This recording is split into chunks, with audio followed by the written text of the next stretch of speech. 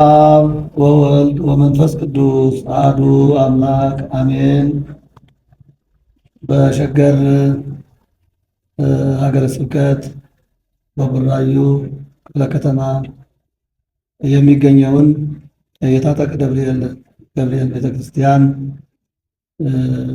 በታኅሳስ 3 ቀን ላይ የእናታችን የቅድስተ ቅዱሳን የንጽሕተ ንጹሐን የወላዲተ አምላክ የድንግል ማርያም የበዓታ በቤተ መቅደስ የገባችበት በዓል ስለሚታሰብ በዚህ ንግስ በዓል አጠቃላይ ምዕመናኖቻችን እንድታነግሱ እናታችን ቅድስት ድንግል ማርያምን እንድታጅቡ ጥሪያችን እናስተላልፋለን።